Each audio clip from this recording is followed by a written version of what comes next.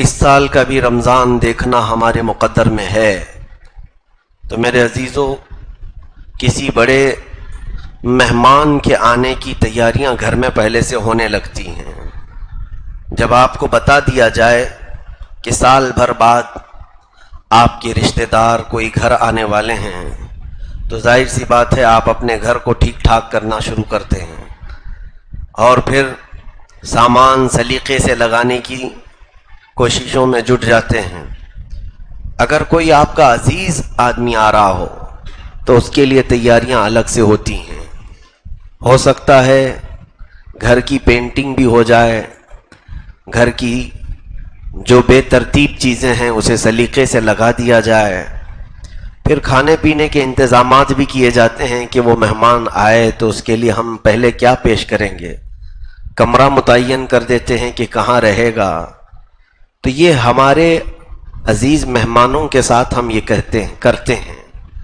تو جب امت مسلمہ کو یہ بتا دیا جائے کہ تمہاری زندگی میں جو رمضان آتا ہے وہ اللہ کی طرف سے مہمان ہوتا ہے، اللہ کا مہمان، اسے ضیف الرحمان کہا جاتا ہے، رحمان کا مہمان، وہ جب ہمارے گھروں پر آئے تو ظاہر سی بات ہے ہمیں پھر اپنے تمام قواعد، اپنے تمام ضوابط اور اپنی زندگی کے ساری بھی ترتیب چیزوں کو ٹھیک کرنے کی ضرورت ہوتی ہے۔ رمضان جس کے گھر میں داخل ہوا اللہ کا مہمان بن کر کے آیا۔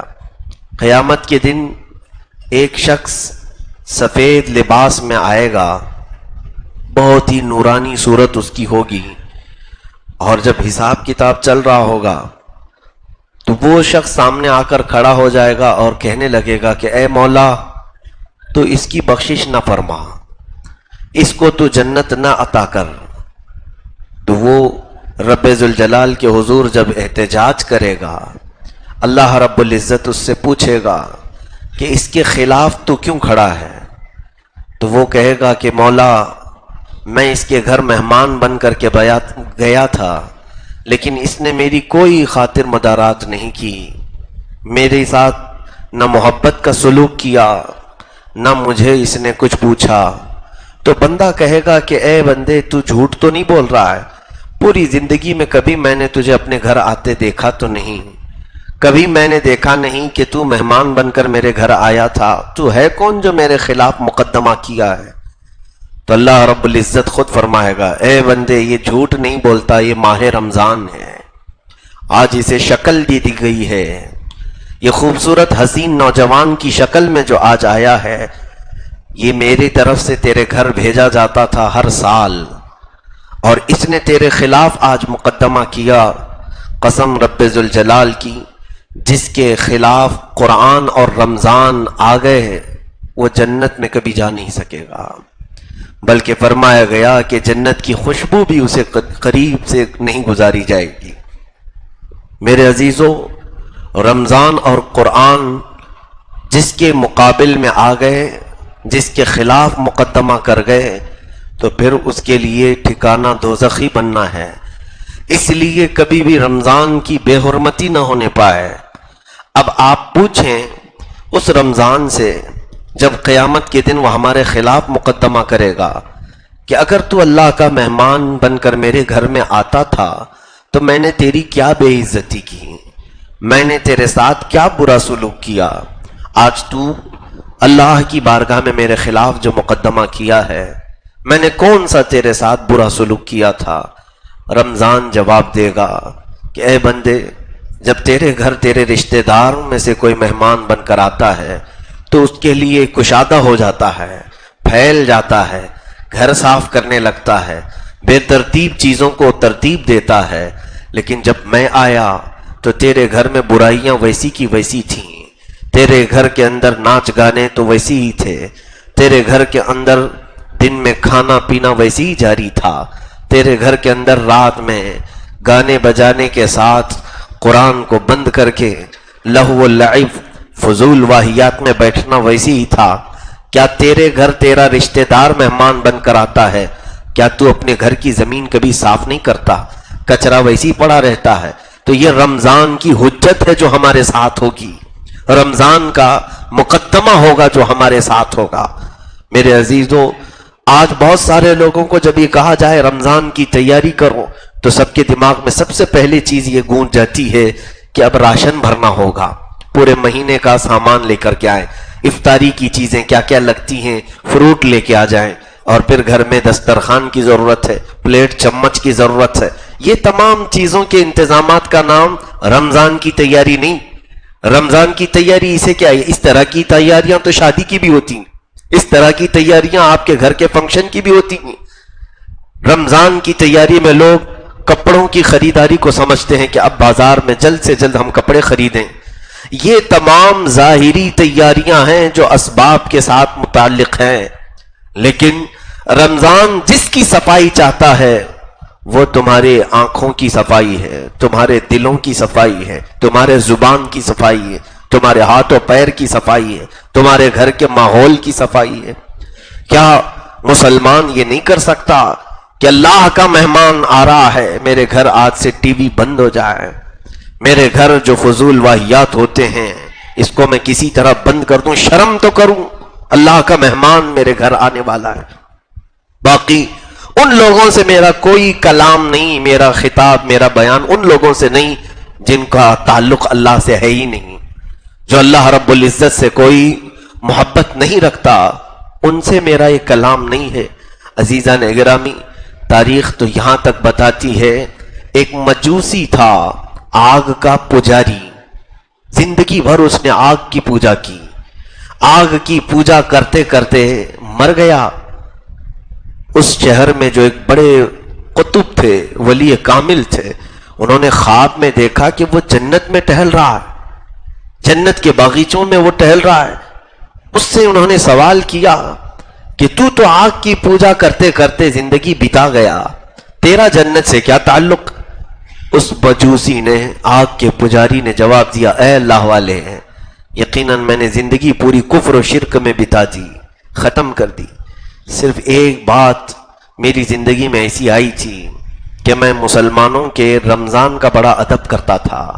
میرا بیٹا ایک دن بازار میں کھا رہا تھا رمضان کے وقت، تو میں نے زوردار اس کے چہرے پر تھپڑ مارا اور کہا، کمبخت، تجھے معلوم نہیں یہ مسلمانوں کا رمضان ہے، اس میں سارے لوگ بھوکے رہتے ہیں، وہ کھاتے پیتے نہیں، تجھے معلوم نہیں رمضان کو وہ اللہ کا مہمان سمجھتے ہیں، تو علل اعلان بازار میں کیسے کھا رہا ہے؟ میرے بچے نے کھانا پینا پھینک دیا اور توبہ کر لیا۔ بس میں اگرچہ کافر تھا، مشرک تھا، لیکن مسلمانوں کے سامنے پورے رمضان میں کبھی کھاتا پیتا نہیں تھا۔ تو جب میری موت قریب آئی تو ایک حسین نوجوان میرے سامنے آیا، میں بستر پر تھا، اس حسین نوجوان کے پاس بہت ساری میٹھی چیزیں تھیں اور جنت کی خوشبوئیں دکھا رہا تھا۔ میں نے پوچھا کہ اے نوجوان، مجھے تیرے ہاتھ میں جو ہے وہ چاہیے۔ اس نے کہا، بس میں رمضان ہوں، اگر تو ایک بار اللہ پر ایمان لے آئے تو میں یہ ساری چیزیں تجھے دلاتا ہوں۔ تو نے میرا ادب کیا تھا، تو نے میرا احترام کیا تھا، اس لیے تیری موت سے پہلے میں تیرے پاس آیا ہوں تجھے بتانے کے لیے کہ یہ جو جنت کی خوشبو تو میرے پاس دیکھ رہا ہے، یہ جو میٹھی چیزیں، مشروبات تو دیکھ رہا ہے، یہ اس کے لیے ہے جو ایمان پر انتقال کرتا ہے۔ تو یہ مجوسی کہتا ہے، میں نے فوراً کلمہ طیبہ پڑھا اور ایمان لایا، چند ساعتوں کے بعد میرا انتقال ہوا، مجھے ایمان والوں میں اٹھایا گیا، اور اسی رمضان کی شفاعت تھی، اس کی سفارش تھی کہ اللہ رب العزت نے مجھے جنت میں مقام عطا فرمایا۔ عزیزان گرامی وقار، غیر مسلم یا کافر، مشرک ہو کر اگر وہ رمضان کا ادب و احترام کرے تو موت کے قریب رمضان اس کی سفارش کے لیے آ جاتا ہے، رمضان اس کے لیے اللہ کی بارگاہ میں احتجاج کرتا ہے کہ مولا تعالیٰ اس سے تو بخش کر جنت عطا کر۔ لیکن ہمارے معاشرے میں بعض لوگوں نے اس کو آپشنلی سمجھا ہے، روزے کو کیا سمجھتے ہیں؟ آپشنلی ہے، بلکہ یہ پوچھتے بھی ہیں تیرے کتنے روزے ہوئے، تیرے کتنے روزے ہوئے۔ کیوں یہ پوچھا جاتا ہے؟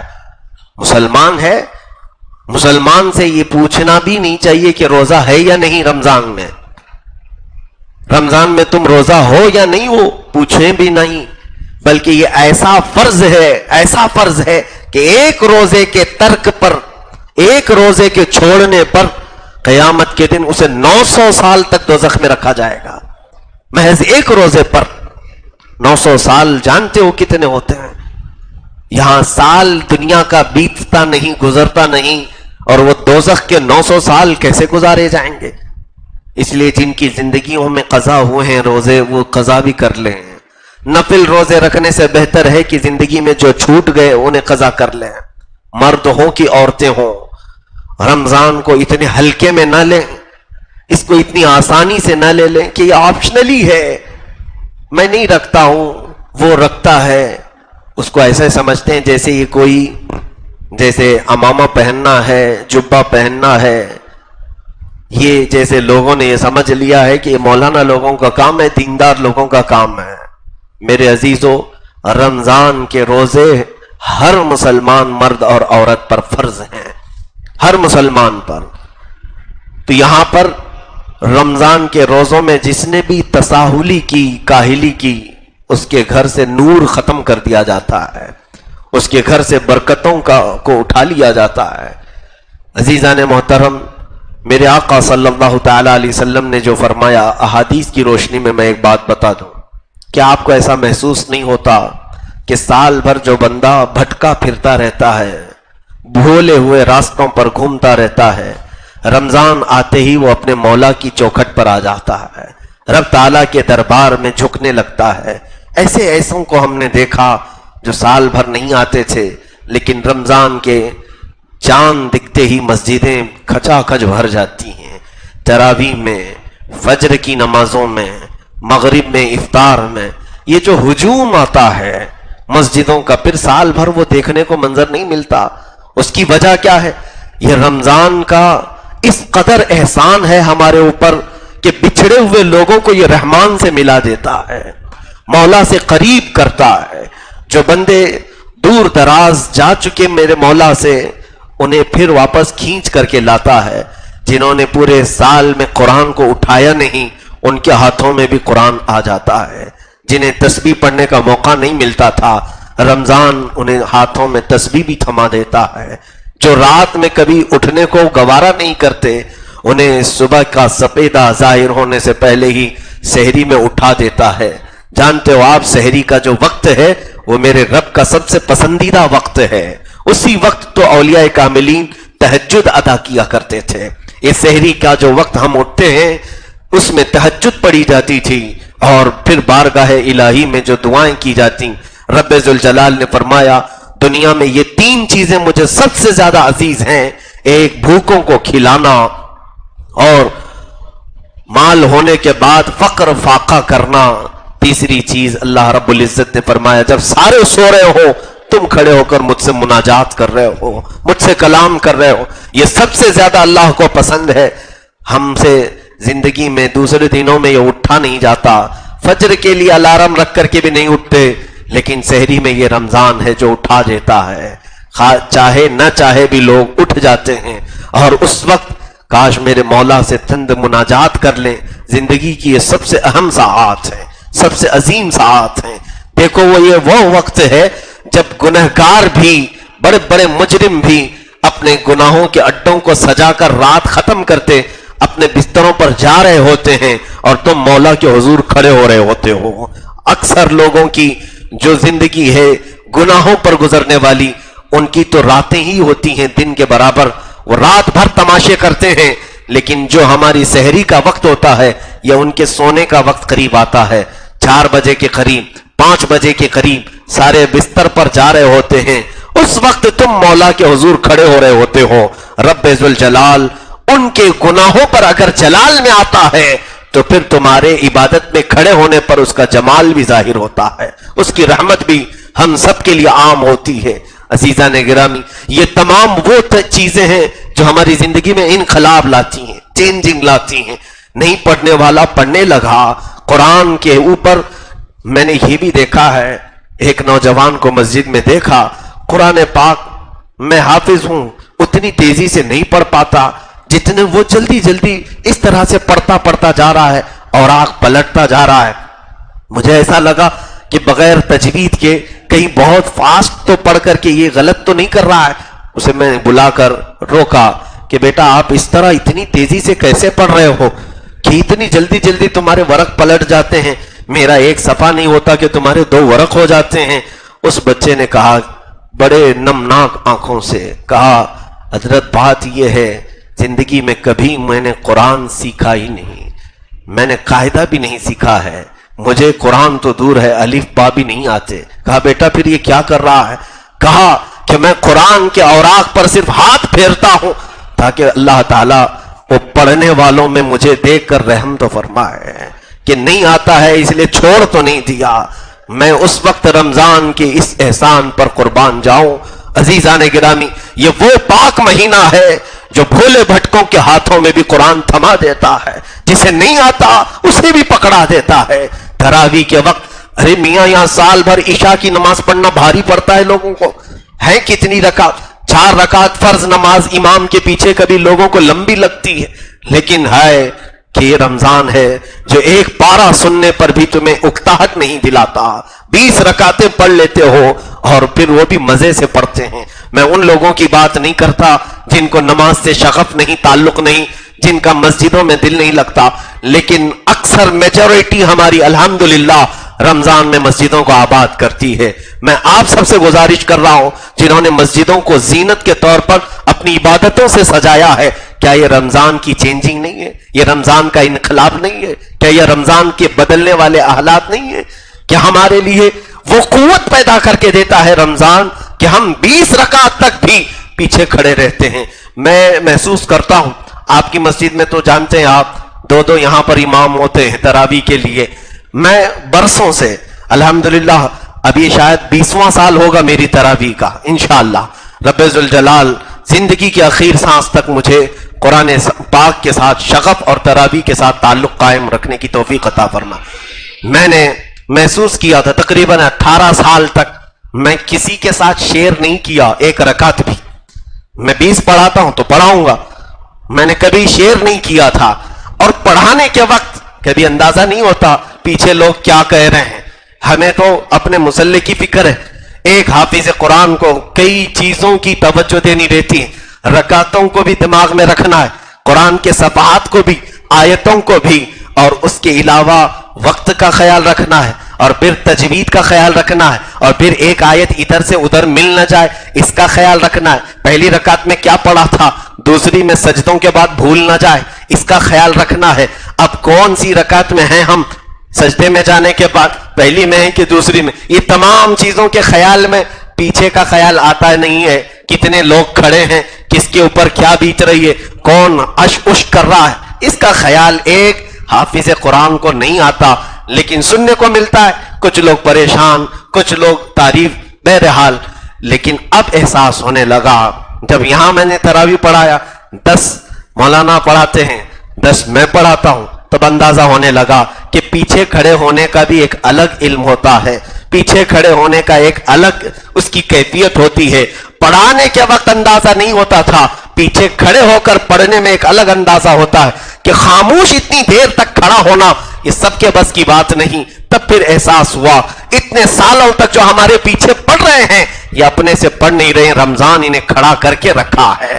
رمضان کا یہ احسان ہے کہ ان کے اندر اکتاہٹ کو ختم کرتا ہے، ملال کو ختم کرتا ہے، بے چینی اور بیزارگی کو نکال دیتا ہے۔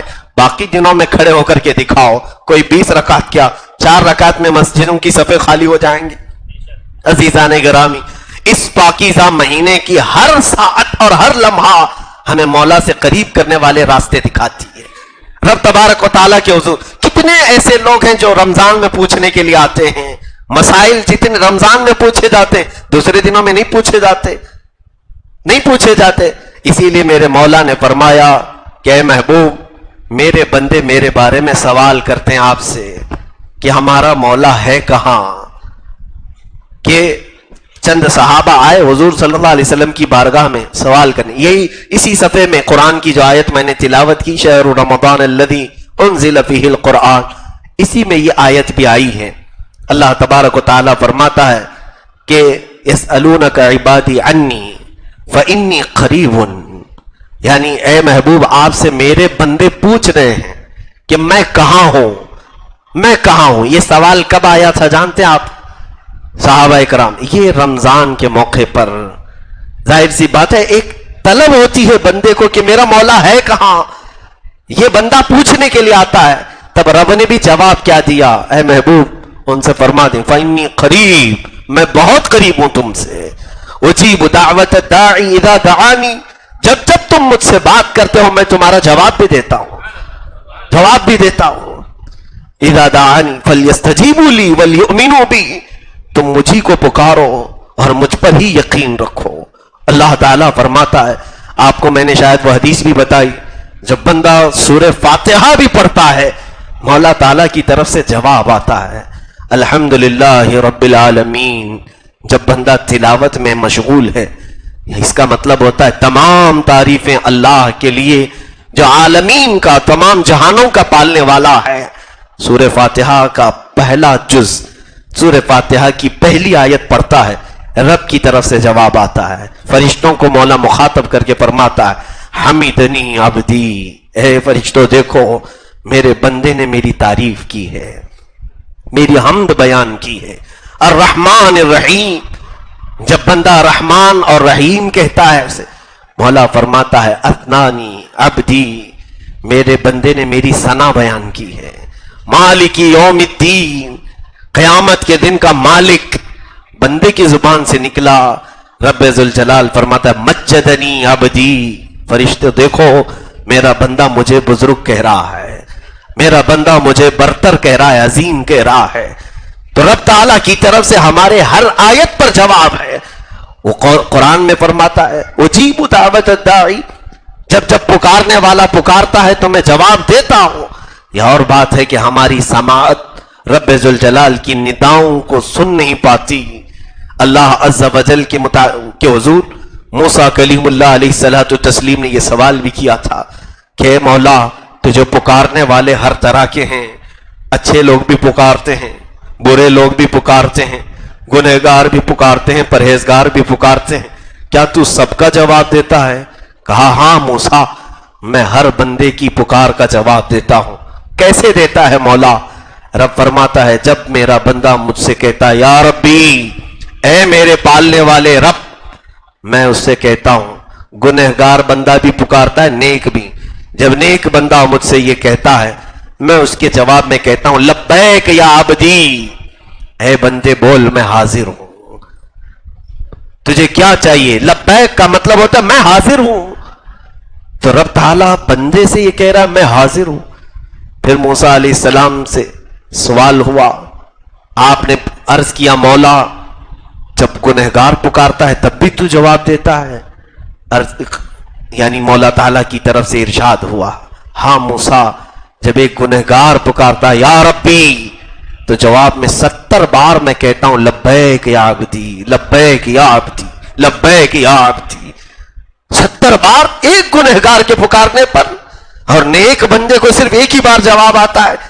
رب تعالیٰ فرماتا ہے ہاں موسیٰ, نیک بندہ جب پکارتا ہے اسے اپنے نیکیوں پر بھروسہ ہوتا ہے, وہ وسیلے میں اپنے اعمال پیش کرتا ہے, اس کے پاس نمازیں ہیں, روزے ہیں, بہت کچھ ہے. لیکن گنہگار جو پکارتا ہے صرف میرے بھروسے پہ پکارتا ہے, صرف میری رحمت پر اسے یقین ہوتا ہے, باقی اس کے پاس اعمال نہیں ہوتے. تو جس نے میری ذات پر کمال کا یقین کیا میں اس کے لیے اتنی مرتبہ جواب دیتا ہوں. میرے عزیزو, یہ پاک مہینہ قریب کرنے والا مہینہ ہے جو ہم بچھڑے ہوئے ہوتے ہیں. کیا آپ نے رمضان کی راتوں میں نہیں دیکھا قرآن کی تلاوت ہمارے آنکھوں سے آنسو بھی لے آتی ہے. قرآن کی تلاوت ہم پورے سال بھر رمضان کے علاوہ مہینوں میں کرتے ہیں, لیکن وہ کیفیت طاری نہیں ہوتی جو تراویح میں قرآن پڑھتے پڑھتے آنکھیں ڈبڈبا جاتی ہیں. بہتوں کو میں نے دیکھا قرآن اگرچہ سمجھ میں نہیں آتا ہے لیکن آیتیں پورے جسموں میں ہمارے مشاعر کو جھنجھوڑ دیتی ہیں, ہمارے ہاتھ پیر ہلنے لگتے ہیں صرف اس احساس کے ساتھ کہ یہ جو مصلی پر سنایا جا رہا ہے میرے پالنے والے خدا کا کلام ہے, وہ روح میں اترتا ہے, وہ قلب میں اترتا ہے. ان پاکیزہ مہینے, اس پاکیزہ مہینے کی آمد سے پہلے میرے عزیزو, جب آپ کو یہ تمام چیزیں بتا دی گئیں کہ تمہیں رب تعالیٰ سے قریب کرنے والا مہینہ آ رہا ہے تو اب تیاریاں اسی انداز کی کرو. راشن تمہارے گھر میں لانا یہ مولا تبارک و تعالیٰ کے فضل و کرم سے ہے. وہ رزق کے دروازے بے حساب کھولتا ہے, تم اس کی فکر نہ کرو. وہ تمام چیزوں کے خیالات کے لیے تمہیں رمضان نہیں دیا گیا. تم جتنا ہو سکتا ہے اپنے ظاہر و باطن کو سجانے میں لگ جاؤ. میرا چہرہ بگڑا ہوا ہے, مولا کا پاک مہینہ, اس کا پاکیزہ مہمان آ رہا ہے, میرے چہرے کو تو دیکھے گا رمضان. کہیں ایسا نہ ہو کہ رمضان مجھ پر لعنت برسا کر چلا جائے. یہ پورا مہینہ پورے 30 دنوں تک میرے چہرے پر لعنت نہ بھیجے, میں ٹھیک ٹھاک کر لوں. میرے کپڑے سلیقے کے نہیں ہیں, ستر دکھا کر حرام کاریوں میں مبتلا رہتا ہوں. کہیں یہ پاکیزہ مہینہ دیکھ کر کے اپنا منہ نہ چھپا لے. ہم یہاں دنیا میں اچھے لوگوں کے سامنے پھٹے کپڑے پہن کر جانے میں شرم محسوس کرتے ہیں. اللہ کا مہمان جب آئے تو کیا ہم بے ستر ہو کر اس کے سامنے رہیں؟ وہ اگر مولا کے حضور جا کر شکایت کرے کہ اے قدیر و جبار خدا, فلاں بندے کے گھر بھی گیا تھا لیکن وہ ہمیشہ ننگا نظر آیا ہے, وہ ہمیشہ حرام کاریوں میں ملوث نظر آیا ہے. میرے عزیزو, ہمیں سلیقہ اپنے ظاہر کا بھی ترتیب دینا ہے اور ہمارے باطن کو بھی اسی طرح. گھر کی خواتین بچیاں بھی رمضان کی تیاریوں میں لگ جائیں, اپنے بچوں کو بھی تیاری کے لیے ایسے ان کے دماغ کو, ذہن کو تیار کریں کہ ان کے دلوں میں لگنے لگے کہ کوئی بارواب شخصیت ہمارے گھر آنے والی ہے, کوئی ہیبت والی چیز ہمارے گھر آنے والی ہے. اور بچپن سے یہی ہوتا تھا.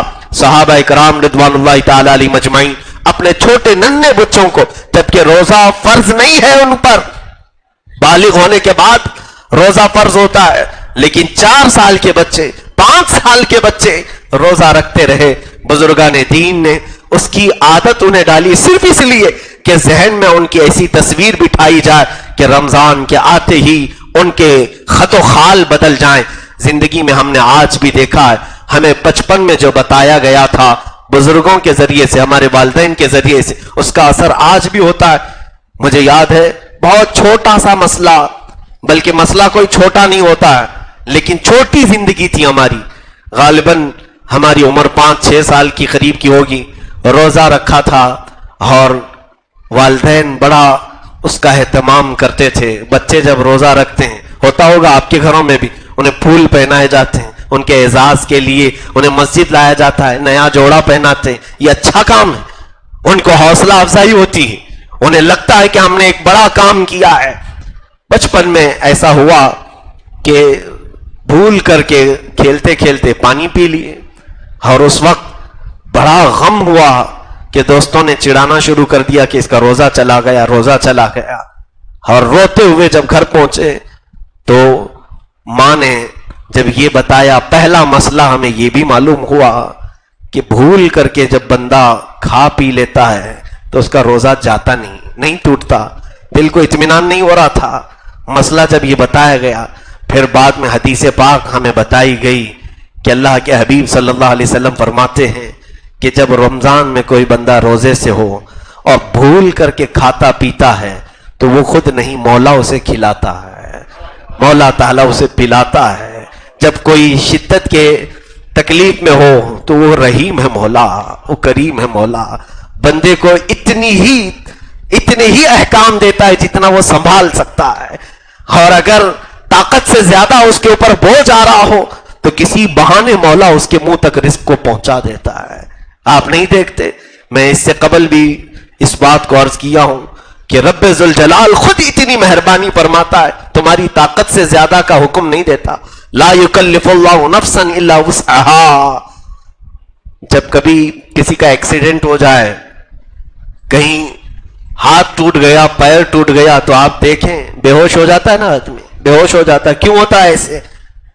ایک بڑے حکیم نے کہا ہے, درد جب تک سنبھال سکتا ہے بندہ تب تک اس کا ہوش باقی رکھا جاتا ہے, اور جب درد شدت سے زیادہ ہو جائے, برداشت سے زیادہ ہو جائے, تو رب تعالیٰ خود ہی اسے بے ہوشی طاری کرتا ہے, تاکہ اب اس سے زیادہ کی یہ برداشت کرنے کی طاقت نہیں رکھتا, اس کا ہوش ختم کر دیا جائے. بے ہوشی میں پھر پتہ نہیں چلتا درد کتنا ہو رہا ہے. میرے عزیزوں, وہ خود رب ذوالجلال ہم پر مہربان ہے. روزے کو اگر کوئی یہ سوچتا ہے کہ میرے لیے ایک بہت بڑا چیلنج ہے, میں نہیں رکھ سکتا ہوں, بیمار ہو جاتا ہوں, تکلیف ہوتی ہے, ایسا نہیں ہے. تمہارا پالنے والا تمہاری صحت کو تم سے بہتر جانتا ہے. تمہارا پیدا کرنے والا تمہاری ہر چیز کو تم سے زیادہ جانتا ہے.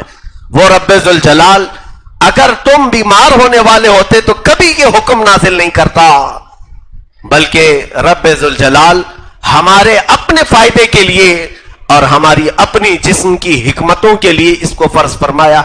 آج دنیا یہ کہہ رہی ہے، میں نے 2-3 سال قبل ایک اخبار کی سرخی میں دیکھا تھا دلی میں، کہ انہوں نے سرخی لگائی ہوئی ہے کہ رمضان کے 1 مہینے کے روزے کینسر سے بچا سکتے ہیں. بڑے ڈاکٹروں نے اس کا اعلان کیا، اور بلکہ ابھی وہ جاپان کے ایک بہت بڑے ڈاکٹر نے بھی اس کو لکھا ہے کہ روزے کے ذریعے سے ہم نے کینسر کو ختم کرنے کا علاج ڈھونڈ لیا ہے. تو دنیا جب اعتراف کر رہی ہے، سائنس جب ترقی کرتی ہے، تو ہر وہ چیز ہمیں آشکار ہو کر کے نظر آتی ہے جو مولا تعالیٰ نے پہلے ہمیں بیان فرمایا. در حقیقت علم جو ہے رب تعالیٰ سے قریب کرتا ہے. تو مسلمان کو یہ یقین کر لینا چاہیے کہ میری بیماری بڑھتی نہیں بلکہ بیماری کے لیے شفا ہے. میں روزہ رکھوں گا انشاءاللہ میرے جسم کے اندر موجود سارے فاسد چیزیں، جو کچھ بھی فضلات ہیں، وہ روزے کے ذریعے سے نکل جائیں گے، ختم ہو جائیں گے. عزیزان گرامی وقار، یہاں سے میں اللہ کے حبیب صلی اللہ تعالیٰ علیہ وسلم کی چند وہ تیاریاں بتاؤں جو میرے آقا صلی اللہ تعالیٰ علیہ وسلم رمضان کے آنے سے پہلے بھی اور رمضان میں فرمایا کرتے تھے. دیکھیں ایک بات اور رمضان کی تیاری کے لیے، سیلف یعنی اپنے آپ اور خود کے لیے تیاریاں کرنا یہ کمال کی بات نہیں، بلکہ ہمیشہ رمضان آتا ہے تو غربا اور مساکین کو تمہارے گھروں سے قریب کر دیتا ہے. کتنے غریب ایسے ہیں جن کی آس بڑھ جاتی ہے رمضان آتے ہی، جن کی تمنائیں بڑھ جاتی ہیں. ضرور ان کا خیال رکھا جائے. بلکہ دنیا میں انسان سب سے پہلے کیا دیکھتا ہے جانتے ہیں آپ؟ اگر کھانا سامنے ہے تو اس کو بھوک لگی ہے، انسان کی فطرت ہے کہ پہلے اپنا پیٹ بھرے اور پھر دوسروں کا خیال کرے. فطرت ہے انسان کی. کوئی بھی چیز اس کے سامنے ہو وہ پہلے اپنی تمام چیزوں اپنی ضروریات پوری کرتا ہے اور پھر بعد میں دیکھتا ہے دوسروں کے لیے. اس کو بھی ہم سخی کہتے ہیں. دنیا میں اپنی ضروریات پوری کرنے کے بعد بچی ہوئی چیزیں دوسروں میں تقسیم کرتا ہے تو اسے ہم کیا کہتے ہیں؟ سخی کہتے ہیں. جبکہ میں نے دیکھا ہے، آپ سب کو بھی معلوم ہے، وہ تنہا ذات ہے محمد رسول اللہ صلی اللہ علیہ وسلم کی، کہ شدت کی بھوک کے بعد بھی اپنے پاس کوئی چیز موجود ہے جو پہلے دوسروں کا خیال کرنا، بعد میں پھر بچ جائے تو اپنا خیال کرنا. یہ عظیم انقلاب ہے. رمضان المبارک کے مہینے میں ماں عائشہ صدیقہ فرماتی ہیں رضی اللہ تعالیٰ عنہ، رسول کریم صلی اللہ تعالیٰ علیہ وسلم ہمیشہ اصحاب صفہ کے ساتھ افطار کرتے تھے. اصحاب صفہ کون ہیں جانتے ہیں آپ؟ یہ 70 صحابہ جو گھر سب چھوڑ کر کے آ گئے تھے میرے آقا کی بارگاہ میں. ان کے گھر نہیں تھے، یہ سارے رشتہ داروں کو چھوڑ کر کے آئے تھے. یا تو ان کے گھروں والوں نے انہیں تکلیف دی تھی، انہیں اپنے گھروں سے نکالا تھا، جائیدادیں چھین لی تھی، ان کے گھروں پر قبضہ کیا تھا، مارا تھا، تکلیفیں دی تھی. وہ 70 صحابہ حضور صلی اللہ علیہ وسلم کے رحم و کرم پر پلتے تھے. مسجد نبوی میں ایک کٹا، ایک چبوترا بنایا گیا تھا، ایک چھپر ان کے سروں پر چھت کے قسم سے ڈال دیا گیا تھا. کھجور کے جو چھال ہوا کرتے، کھجور کے جو پتے ہوا کرتے، اس کی چھت تھی اور اس کے نیچے یہ 70 صحابہ بیٹھا کرتے تھے. اور ان کے کھانے پینے کا انتظام کیا تھا؟ جو بھی میرے آقا صلی اللہ علیہ وسلم کی بارگاہ میں صدقات پہنچتے تھے، ہدایا یا تحفے پہنچتے تھے، میرے آقا صلی اللہ علیہ وسلم انہی صحابہ کے درمیان وہ تقسیم کر دیتے تھے، ان کو کھلا پلا دیا کرتے تھے. انہی 70 صحابہ اکرام کو، جن غریب اور مسکین جس کو ہم دنیا میں کہتے ہیں، اس طرح کی کیفیات ان کے اوپر طاری تھیں. رسول کریم صلی اللہ علیہ وسلم ہمیشہ آپ کا معمول تھا کہ ان صحابہ کے ساتھ بیٹھ کر کے افطار کرتے تھے. کہیں ان کے ذہن میں یہ بات نہ آئے کہ اللہ کے نبی صلی اللہ تعالی علیہ وسلم، آپ کے لیے پوری دنیا بچھا دی گئی ہے، آپ اپنے ساتھ اچھی اچھی چیزیں کھا رہے ہوں گے اور ہم غریب صحابہ جو بچ جاتا ہے وہ کھا لیتے ہوں گے. نہیں، رسول کریم صلی اللہ علیہ وسلم اپنے حجرے سے نکل کر ان صحابہ کے درمیان میں بیٹھتے تھے، ان کے ساتھ وہی کھاتے تھے جو وہ صحابہ کھا رہے ہیں. بلکہ ایک برتن میں دودھ اگر آتا، اللہ کے حبیب صلی اللہ علیہ وسلم صرف اس کو منہ لگا کر کے دے دیتے، سارے 70 صحابہ اس ایک پیالے سے افطار کر لیتے تھے. یہ کیفیت افطار کی رمضان المبارک میں رسول کریم صلی اللہ علیہ وسلم کے ساتھ بیٹھے ہوئے صحابہ کی تھی. ماں عائشہ صدیقہ رضی اللہ تعالیٰ عنہ فرماتی لیکن افطار اذان ہونے سے پہلے پہلے بیٹھے کس کے ساتھ ہیں؟ اصحاب صفہ کے ساتھ، غریب صحابہ کے ساتھ. سارے غریب صحابہ اس کے باوجود اذان ہونے سے پہلے ایک بار اور پوچھ لیتے تھے کہ عائشہ باہر دیکھو کوئی ہے تو نہیں، کوئی باقی تو نہیں ہے جو دسترخوان پر نہیں آیا ہو. ماں عائشہ صدیقہ رضی اللہ تعالیٰ عنہا کی بیان کردہ ایک حدیث ہماری آنکھوں سے آنسو لاتی ہے. فرماتی ہیں کہ میں حجرے رسول میں کھڑی رہ کر دیکھتی تھی یہ افطار کا منظر. اللہ اکبر، وہ کیسا حسین منظر ہوتا ہوگا جب ارد گرد وہ ستارے چھرمٹ کی طرح صحابہ بیٹھے ہوں اور درمیان میں جگمگاتا ہوا آفتاب رسالت بیٹھا ہو. وہ صحابہ حضور صلی اللہ علیہ وسلم کے ساتھ افطاری میں مشغول. اذان سے چند منٹ پہلے میرے آقا صلی اللہ علیہ وسلم عائشہ صدیقہ کی طرف مخاطب ہو کر کے کہتے ہیں حمیرہ، عائشہ باہر دیکھو کوئی بیٹھا تو نہیں، کوئی باقی تو نہیں.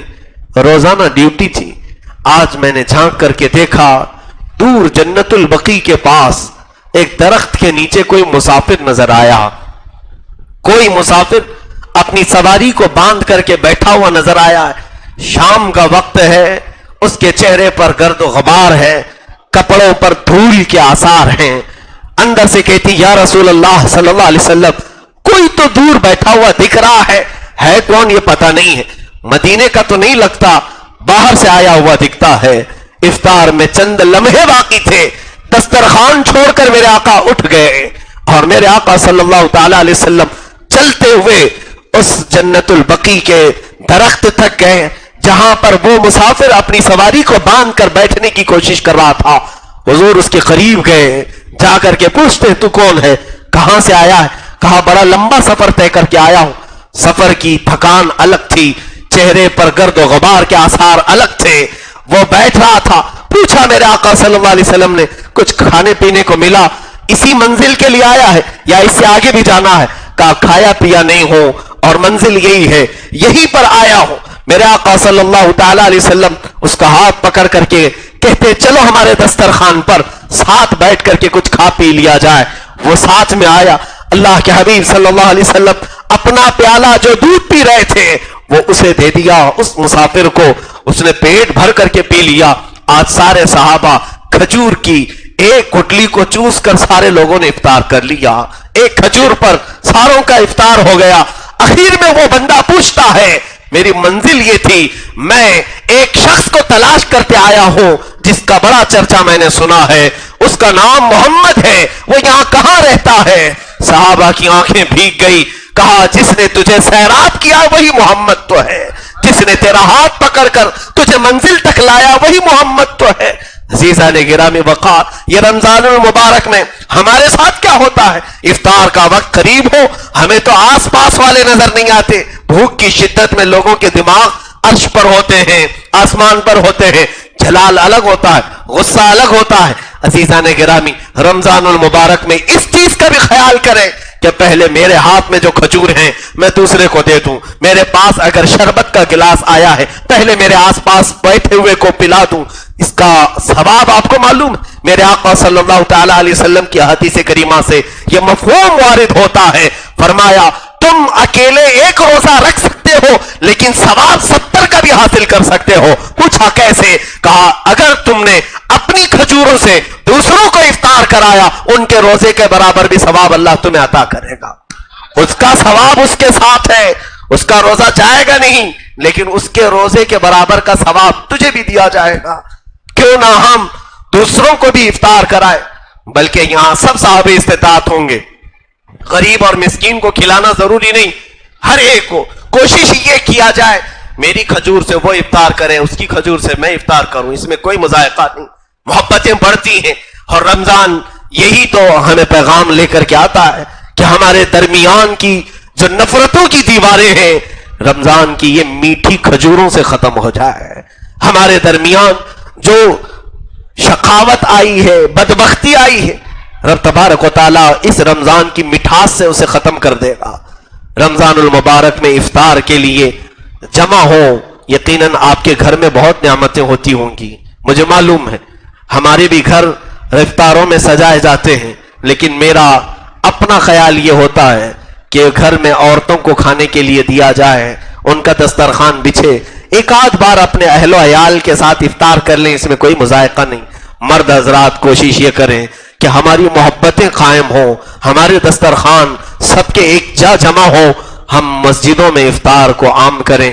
اعتکاف کا بھی ثواب ہے، اور افطار میں یہ ہے کہ ہم ایک سے دوسرے کے روزے کو محسوس کریں گے اور دوسرے کا روزہ ہمیں احساس دلائے گا۔ باقی ہمارے گھروں میں کتنے لوگ روزے سے ہیں، کون کس حالت میں گزرا ہے، اس کا احساس نہیں ہوتا۔ آپ کے دسترخوان میں کبھی بہت ہی غریب بیٹھا ہوگا، کبھی کوئی بہت امیر بیٹھا ہوگا، سارے لوگوں کو ایک جگہ یہ رمضان نے جمع کیا ہے۔ کہاں کا وہ فرق، میرا سٹیٹس الگ ہے، اس کا سٹیٹس الگ ہے، میرے سٹینڈرڈ کے مطابق نہیں، میں اس کے سٹینڈرڈ کے مطابق نہیں، سارے فرق ختم کرو۔ جب مسجدوں کی صفوں میں مولا تعالیٰ نے ہمارے شانے سے شانہ ملا دیا ہے، غریب اور فقیر اور مسکین کو امیروں کے ساتھ، بادشاہوں کے ساتھ، اسلام یہی تو ہے۔ آ گیا عین لڑائی میں گر وقت نماز، قبلہ روحوں کی زمین بوس ہوئی قوم حجاز، ایک ہی صف میں کھڑے ہو گئے محمود و ایاس، نہ کوئی بندہ رہا نہ کوئی بندہ نواز۔ یہ اسلام ہے، یہاں پر سارے لوگوں کو شانہ بشانہ کھڑا کیا گیا ہے۔ دسترخوان پر بھی کبھی عیب محسوس نہ کریں میں کس کے ساتھ بیٹھا ہوں، یقیناً سارے ہم میرے آقا صلی اللہ تعالیٰ علیہ وسلم کی امت کے ادنا غلام ہیں، حضور پاک صلی اللہ علیہ وسلم کی محبت میں ایک ہی رسی میں جڑے ہوئے ہیں، ہمیں کوئی توڑے نہ، ہمیں کوئی کھولے نہ، اس لیے ہم سب ایک جا جمع ہو کر افطار کا اہتمام کریں۔ اس کے علاوہ دوسروں کا خیال رکھنے کی تیاریاں ابھی سے ہمارے ساتھ ہوں، میرے ہاتھ کا شربت کوئی دوسرا پی لے، میرے ہاتھ کی کھجور کوئی دوسرا کھا لے، اس چیز کا اہتمام تمہارے اندر انفاق فی سبیل اللہ کو پیدا کرے گا، تمہارے اندر سخاوت کا جذبہ لائے گا، تمہارے اندر جانثاری کا جذبہ لائے گا۔ یہ رمضان کے اندر بہت ساری چینجنگ ایسی آتی ہے جو صحابہ کرام کے واقعات آپ سنتے ہیں، جنگ کے موقع پر زخمی ہو کر کے گر گئے ہیں اور ان کی روح نکلنے والی ہے۔ ایک صحابی کہتے ہیں میں پانی لے کر کے ان کے قریب پہنچا، انہیں پانی پلا دوں، ان کے منہ کے قریب کھٹوری کیا تھا، ان کو ایک